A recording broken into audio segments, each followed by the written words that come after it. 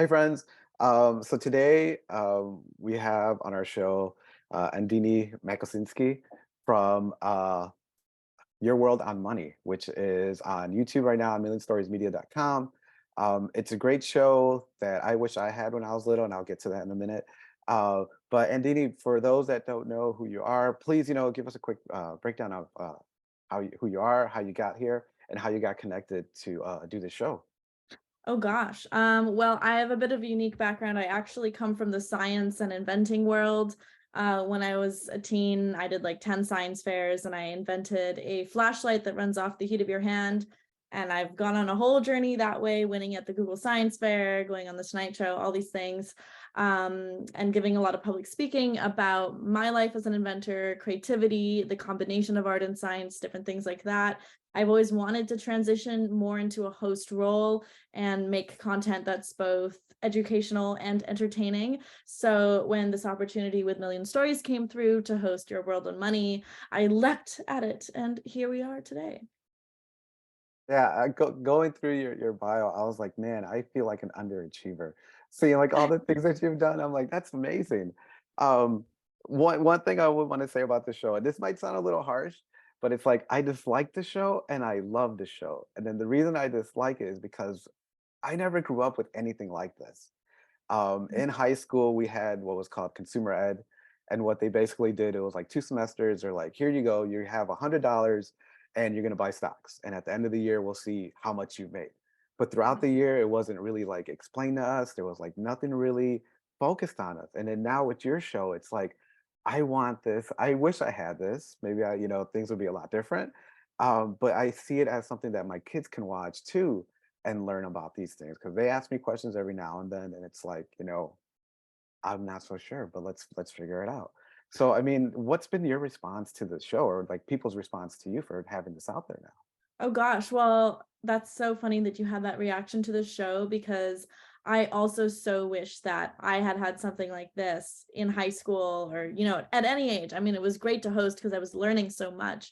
But yeah, again, in high school, we like barely learned about how to do our finances or manage them, or like do our taxes. Like, I honestly would have so preferred that rather than learning like 12 months of calculus that I now at least don't use. So I wish there had been a lot more practical hands-on explanation of managing your finances as a young person because it is such a daunting task that I truly did not know much about until I started hosting and learning a lot. And I think a lot of people have been quite excited about the show and just being like, oh my gosh, again, like I wish I had this when I was younger. I'm glad I'm having it now. And that it's being taught in like very basic and simple videos that I can go through at any time. But yeah, definitely positive response overall. Yeah, that's great. That's great. And it's also too, it's kind of funny, like when you're interviewing the people on the street, and I think there was one guy that's like, why did I have to learn the Pythagorean theorem when I'm not even using that? And then Yeah. it is, it is super helpful to learn these things. I think my daughter in her school, they did like a semester of actually learning some of this stuff. So I think that's great.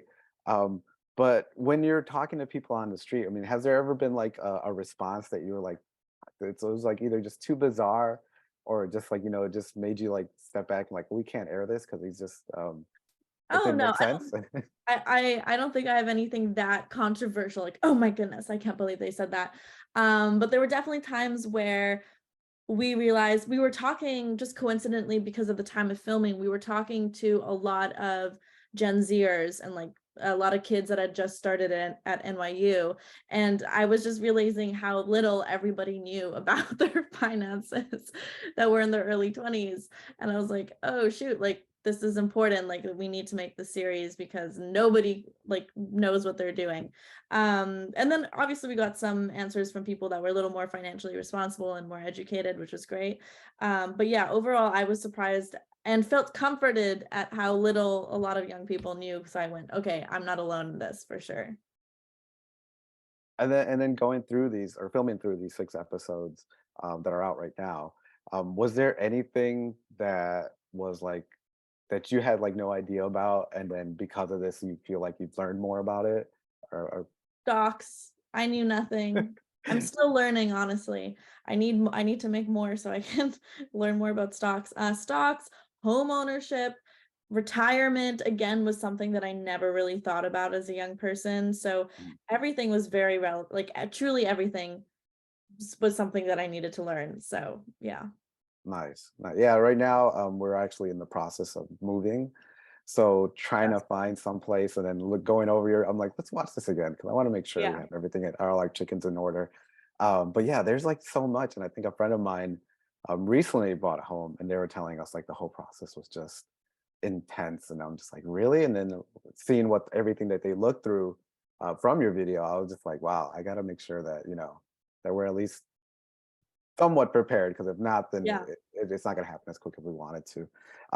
One thing that I did want to ask about you, and it's kind of not about the show, but kind of is, in the Texas episode, you were eating pineapple pizza. Have you gotten like comments about that? Because I mean, I like Hawaiian pizza, so I'm happy with that. So I saw that, I'm Yeah. like, oh, great.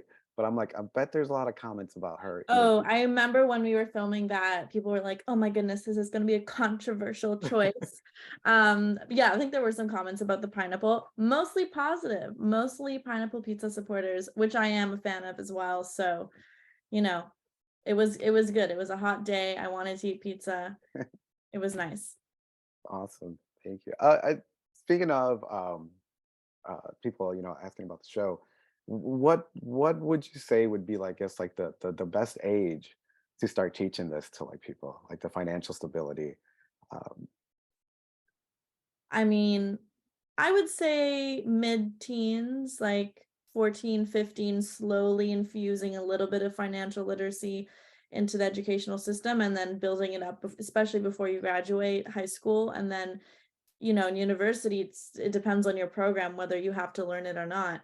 mhm, Um, in school, but I think the earlier the better being prepared because not we don't always grow up, not everyone is lucky to grow up in a situation where the parents are setting a good example of how to manage their finances, or in a situation where they can even think about saving for retirement or home ownership, any of that. So I think the earlier we start educating young people on financial literacy and how they can manage their finances and start growing it, the better.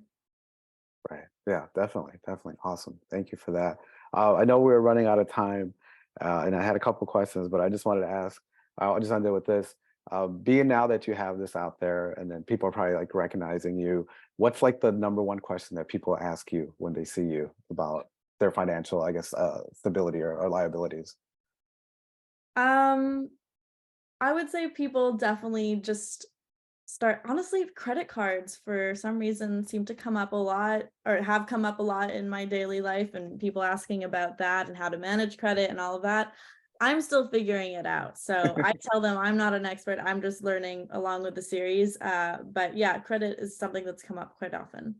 Cool. Well, thank you very much for your time today, Andini. Friends, check out the video. There's six out right now. Stocks, taxes, buying a home, retiring. Um, there's a couple other ones I can't think Credit. of. Credit, there you go. Credit's the main one. And then retirement. Yeah, I think I just said Yeah. retirement. Stock market. But I might have repeated myself. But definitely check them out on their YouTube page, Million Stories Media or millionstories.com. Thank you again very much for your time, Andini, and you have a great day. No problem. Thank you so much.